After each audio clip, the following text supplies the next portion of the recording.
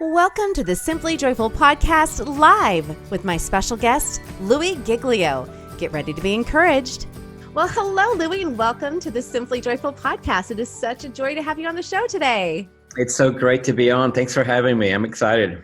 Oh, absolutely. Well, for listeners who may have been living under a rock and are not familiar with you and your ministry, can you tell us a little bit about yourself and your family? Yeah, I'm living in Atlanta, Georgia, pastor of Passion City Church, which is about 10 years old. We also have a location in Washington, D.C., and been leading Passion Conference, which is a gathering targeted toward 18 to 25-year-olds, university-age young people, for the last 23 years. Wow. In fact, you and I were talking before we jumped on the podcast about Passion 2020 coming up on the first of the new year in January with about 65,000 18 to 25-years Wow. in Mercedes-Benz Stadium here in Atlanta. So between Passion Conference, which we've been doing a couple of decades, and Passion City Church, which has been going a little over a decade, that's most of my life, and I love it. And I live with my wife, Shelly, in our Golden Doodle, London, here in Atlanta. London is the best part of our family, by the way, if anybody's on Instagram. She's London_Doodle. And, no way, your dog has an Instagram living account. a pretty I love good it. life. London Doodle is who I want to be. If for some reason we did come back as something else later, which I don't think we do, but if we did, I would like to come back as London. Oh my goodness. Okay, we're going to get some comments about that. That's a whole nother thing. I'm like, what are you teaching these college students? No, I'm kidding. Oh, well, I love it. Well, I am thrilled to have you on today because we're going to be talking about your new children's devotion, How Great is Our God? And oh my goodness, I was telling you before we got it started, like I'd seen it, I had been told about it, but I hadn't held it in my hand and gotten to flip through it until last night, literally. And I started geeking out because my background is in sports medicine and we actually do homeschool our children. And I'm teaching an anatomy class right now. And my number one goal in my anatomy class is to wow children with just how awesome and amazing God is. So when I read through this, I'm like, and I'm going to be bringing this into my science class because this is so fun. My son hijacked the book for me last night. So even before we jumped on here, I was like, okay, I get to read it now. Oh, that's so cool. Yeah. So you've written books for adults, for college age kids, for, to motivate adults mainly. And so what made you do this shift over into children's books? Well, these two books are titled after two messages that I did 10 plus years ago, a message called Indescribable, which was about the vastness of the cosmos, and another message called How Great is Our God, which actually sort of started with the whole idea of the glory of God in the human body. So right up your alley in the anatomy field. And it ended up, both of those messages ended up taking on a life of their own. And it's something I can't take credit for. No one could take credit for, but tens, if not hundreds of millions of people have seen these messages on YouTube over the years all around the world. I mean, I don't go anywhere on planet Earth, literally, that I don't run into people who say, I watched Indescribable. And so the messages have had a huge lifespan. And in the messages, I showed a lot of images of space, and all of that was born out of me doing talks with high school kids at summer conferences and doing morning sessions going, what is going to keep a middle schooler and a high schooler really plugged in with me at 9:30 in the morning at this summer camp? And man, when I would show an image from NASA of a galaxy or a quasar, the kids were getting their phones out and taking pictures of the screen like, whoa. And I was like, I'm onto something here. And so I knew that all ages were connecting with creation. And so after many, many years, and once we planted Passion City Church and had our kids ministry rolling, I wanted to somehow get this into kids' form. So my How Great is Our God book just hit the floor. We wanted to do like a board book for children, but we couldn't get it all the way down to that layer. We're working on that right now. So we said, hey, let's start something that maybe for 7-year-old, 8-year-old, 10-year-old. And our team started working, and Indescribable came out, and it honestly blew us all away. We thought it would be the same impact that we'd seen in the other spheres, but I mean, it's just, again, exceeded all of our expectations. And what I've loved the most with Indescribable, it's been out 2 years, is hearing the stories of parents who have said, my kid loves it, but I actually really love it I also. know. God's actually speaking to me. Or watching, and I've seen this happen with my own eyes, a 9-year-old reading it and really doing well with their reading level and loving it and loving that they're reading it and they're understanding it. Yes. But watching the 14-year-old brother who's in the other room acting like he's not interested, and then once the 9-year-old puts it down, see the 14-year-old come around and come through the den and then pick it up off the kitchen counter and sort of sneak it off into the other corner and kind of read it themselves. And so it hits all ages. And Mm, you know, God wants to engage us at the earliest stages of life with awe and yes. wonder and majesty, and nothing does that better than creation. So thus the kids' books. Oh my goodness. Well, I love it because I'm really passionate about trying to encourage families to incorporate some apologetics into what we teach our kids. So rather, regardless of whether parents are homeschooling or just being intentional parents Yeah. who are teaching the word of God to their kids, we have to give them some good, solid biblical truth. And I think creation's a beautiful way to do that. And one thing that I think it was, we had an apologetic pastor come and teach at our church one time. And I remember just thinking, oh my goodness, this is exactly the type of message that we need everyone, I was going to say our youth to hear, but we've walked away from that. We Yeah. really aren't part of this Billy Graham generation anymore. There's no biblical foundation. I mean, we really have a very biblical, illiterate generation growing up right now. And I mean, you see that even when you look at the Bible. I think it was in Acts 17 when you have Paul talking to the Greeks and he's, sharing a message and they're like, what? It's all Greek to me. And then he kind of changes and he starts with the very beginning, like God created. And that is the message we as parents need to be teaching. And I love that you've given us tools for that. So how do you encourage parents in that? I mean, like you've given us this beautiful book, but how would you like parents to be using this? Well, I think the goal for me and the thing that I've loved most about both of these two books is that I think that the tendency that I've seen is that we create a wall between science and faith. And if Mm-hmm. we're not careful, we teach our kids that science is bad and faith is good. And that all works well until you run into a scientist who really loves Jesus. And then you're like, Right. oh, wait a minute, you can't be a top tier scientist in astronomy or in physics or in microbiology and love the Lord. But the person who actually told me about laminin, which is a little cell adhesion molecule, which is like the rebar of the human body, holds our bodies together. That conversation happened in the craziest way. Won't get into all of it today because it would take up a lot of our time together. But it was God's timing and uber random, other than it was God's timing, that I meet a microbiologist on the week before I preached a message at home at the church I'm going to at the time. I'm not even a pastor at the time, on God's glory in the human body.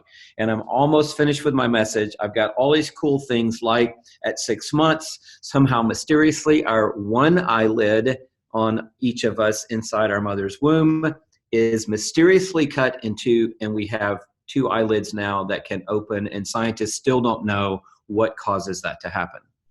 And I've got all my things and I'm telling him all this. And he's like, yeah, that's all great, but you got to have like a big ending. You're Louis Giglio. All your talks have some kind of left hook at the end. Like, where's What's the your big boom? left hook? Yeah. Because he's seen Indescribable and it ends with this cross in the middle of this galaxy. And he says, what's your big hook? And I said, I don't have it. And he goes, I have it. And he tells me about laminin. I don't know anything about cell adhesion molecules or protein molecules really. And he says, just go Google it. Well, I went and Googled it. And when I went and Googled it, if you Google laminin right now, you will get at least hundreds of pages of search results. Yes. When I Googled it, 2 lines showed up.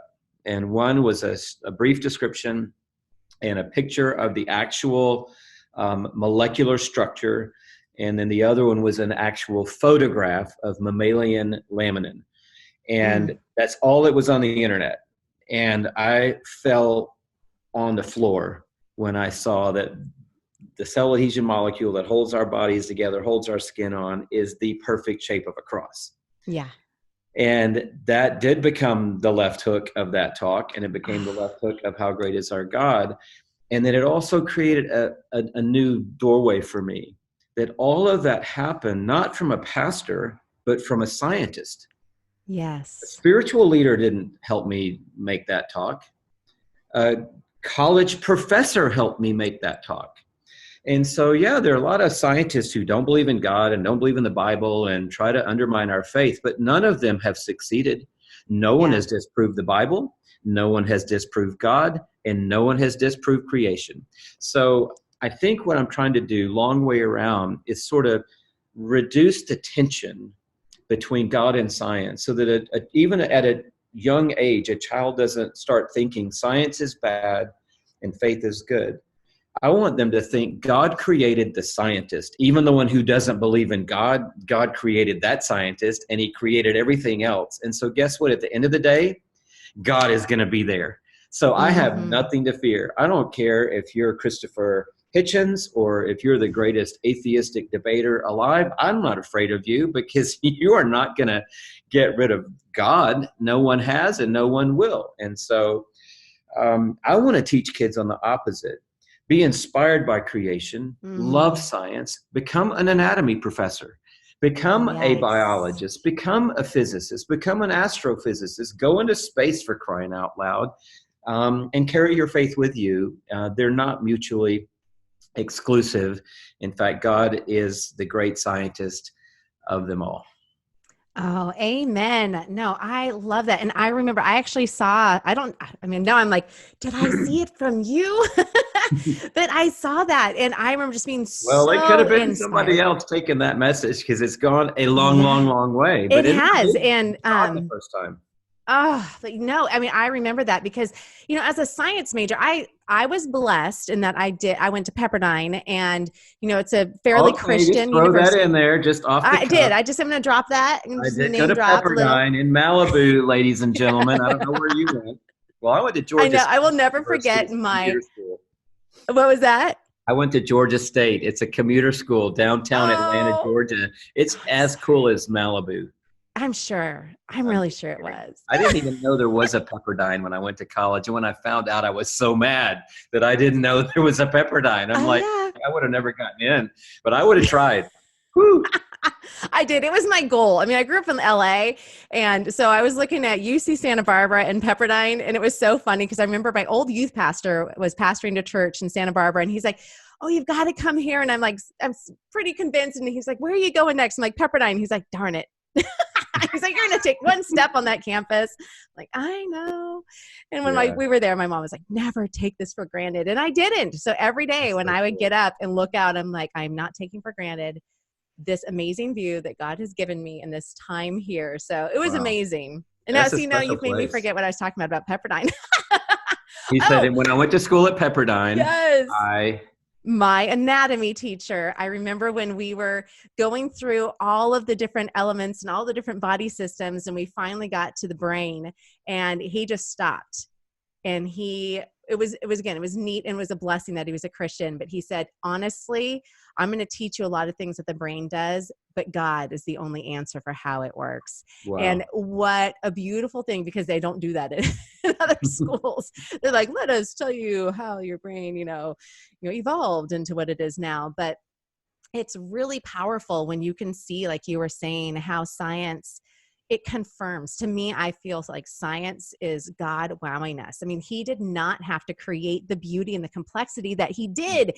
And yet, the scripture is so clear, the heavens declare his glory and his majesty. And it's just so beautiful. So I'm excited about your book, and I'm hoping that everybody picks it up, because I believe that we can start changing the hearts of the next generation, these young generations, if we give them the right tools and teach them, like in your book, these fun, fascinating my son, literally, I could not stop him. I'm like, sweetie, I'm trying to do something else. But I'm like, okay, you just give me all the fun facts, because he'd stop long enough for me to start doing something else. And he'd be like, oh, here's a good one. He started reading another one. But, we've got a lot of these things being thrown at us in other directions.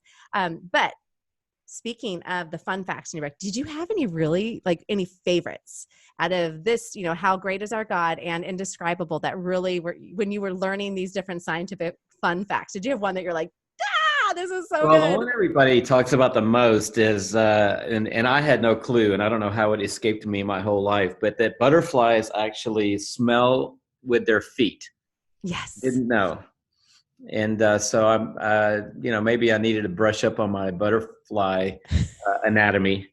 But the thing I love the most, I think of both the books, the thing that stuns me the most still is the Goldilocks zone. And we talk about it in one of the devotions, just that habitable zone and how special it is. Because I think even though we're looking for exoplanets now, which is something we don't really need to get into on the podcast, but we're convinced there got to be other Earths, right? There got to be more people out there.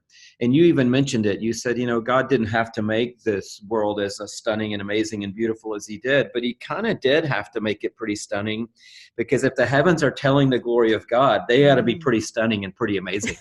Yeah. And that's what trips up the astronomer. And many, many of my friends who are in astronomy, they've said the big, big struggle is the size of the cosmos.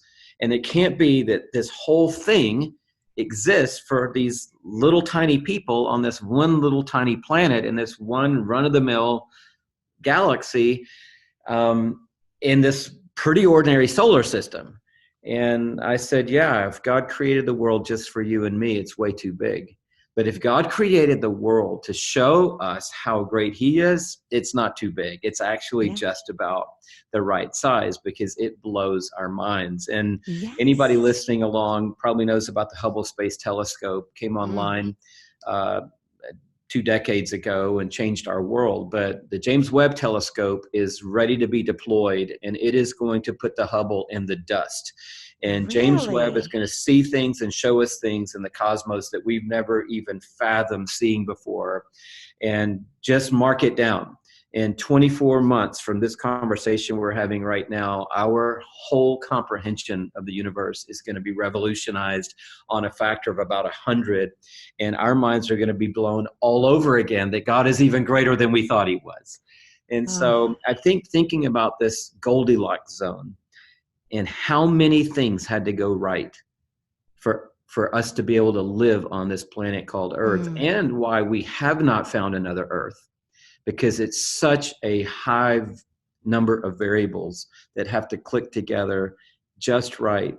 If we're, relatively speaking, an inch away in either direction, we don't make it.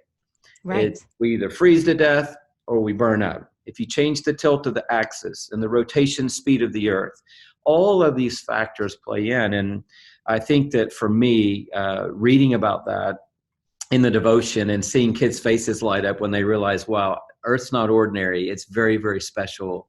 And I'm very, very special to be on it and to know the God who made it. Oh, absolutely. And I really feel like it shows God's lavish love for us too. Yeah. And just like he did, again, like he didn't have to do it, but he did it because he's great. And he did it because he loves us that much. And he just wants us to, he's drawing us in. And so it really does break my heart about what we're seeing just worldwide, and about just, it's the great deceiver. He is in there and trying so hard to distract us and to keep us from being intentional, keep us busy. So we are not taking time to teach our kids. And I do have to veer a little bit from your book. As we're getting ready to send our kids off to college, I know, all of those things are in my head. Like, have I given them a great foundation? And I know we have a lot of listeners who are also at that stage, and some of whom actually do have their kids in college. But what do you feel like is one of the things that help us in parenting our older children to have those aha moments with God, and to really take the faith that we've had as a family and make it their own? Yeah, well, I think there's 3 things. Number one, I think to recognize, no matter who you are, how great a parent you are, that every kid needs to make their faith their own. So we have to just give them that space to do that. And obviously that's a tricky thing. And we're not saying, hey, we're just going to back off and let them go and experience the world and, see what conclusions they come to. But my experience, and I got into college ministry on a Baptist campus, the largest Baptist college campus in the world, a phenomenal university, one of the toughest schools to get in, one of the best schools, still holds on to their Christian values, Baylor University. But it was a Baptist school, and 30 years ago when I went to grad school there and planted a ministry with my wife there, it was a lot about religion. And I was seeing kids struggle with this idea. Am I just a Jesus follower because I was born in Houston, Texas, and my parents were Christians, and we always went to church? And what if I'd been born in Nairobi? Or what if I'd been born in Nepal? Or what if I'd been born outside Tokyo? I would be something completely different. So who am I, and why am I who I am? So it's saying, hey, struggle with that and wrestle with that. And seek out God's guidance as you do that. So letting that happen. B, it's kind of giving them, the second thing I think is a real picture of real faith. And so we've done a good job of sending kids off to college with all the information, but maybe they never saw mom or dad on their knees, or they never saw dad early in the morning in the Word, or they never saw dad at worship at church just kind of lose it. Because he was so in love with Jesus and so grateful for the gospel and so overwhelmed with mercy. Those are the memories that go into the psyche of a child that cannot be erased. And they transcend, here's the right answer, or I could make a 95 on the Jesus pop test. That's not important. Yeah. Just the kids I was watching struggle, and I hate to say this, were the ones whose moms and dads I knew were leaders at the church back home, but I knew those moms and dads weren't in love with Jesus. They weren't head over heels in love with Jesus. They were just going through the motions, going through the church life. It was part of their, upbringing and lifestyle. So secondly, I'd say to a parent, show your kids true faith. Don't tell them what they need to have as faith. Let them watch you in your love for Jesus. And then the third thing I would add to that is the way we, I think, save kids a lot of grief is just tip them off to everything they're going to hear when they get there. And we do that about everything else. Now, somebody's going to offer you marijuana. Somebody else is going to tell you. I'm in California. You can, whatever. Somebody else is going to tell you that you can do this, and somebody's going to tell you you can do that. So we need to tip them off and say, here are the top 6 things that your professors are going to tell you about the Bible. And I'm going to go ahead and tell you what they are. And then we can talk about them. Some of them are easy to solve. Some of them are a little more complicated to solve. And then when they get there and the professor says, well, you know why you can't trust the Bible is because blah, blah, blah. And they go, oh, I've already heard that. I already knew you were going to say that. And it's not like the other kid sitting next to them who's like, nobody ever said that before. I didn't know anybody thought the Bible wasn't true. I didn't know anybody didn't believe that the Bible was the Word of God. And now I don't know what to do with myself. So I think if we know they're going to come to that decision on their own, and we actually encourage it, we've showed them faith and not just told them about faith.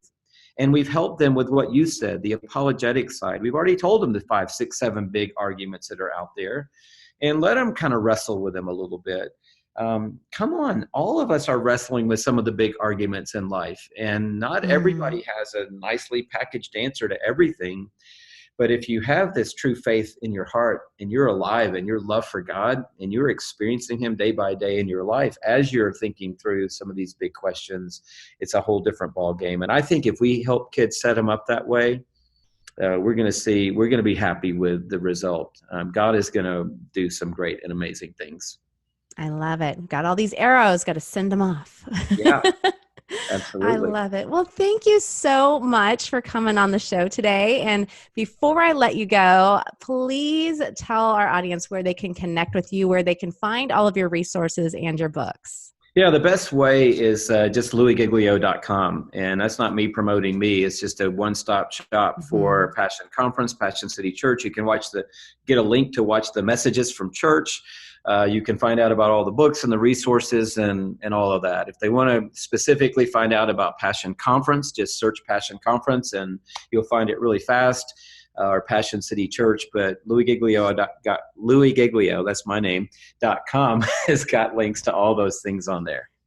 Oh, I love it. And we'll have your name linked right in the podcast episode too, because with a name like Christy, there's so many ways to spell Christy. So like we'll make sure everybody's spelling it right and got the link, and we'll put all those in the show notes. So thank you again. This has been so much fun getting to share my silly little science passion. It's not silly, but I love science. I totally geek out over science. And so now I can go to my anatomy class and be like, see, I'm not the only one. Okay. Well, I appreciate it, Christy. Thanks for having me on today, and thanks for what you're doing, the impact that you're making in so many people's lives. And I'm really grateful for that. And I count it a joy to have a conversation with a Pepperdine grad. Woo! Well, thanks again. Thanks for joining us for this episode of the Simply Joyful podcast. Be sure to check out all the episodes available from the podcast by going to simplyjoyfulpodcast.com. And be sure to subscribe on iTunes, Stitcher, Spotify, or your favorite podcast app to catch all the episodes of the Simply Joyful podcast. Also, be sure to subscribe here on YouTube so you don't miss all of the other videos that we have coming your way, including my new series, Simply Joyful at Home. As I like to say at the end of all of my podcast episodes, have a great rest of your week, and don't forget to live simply and be joyful.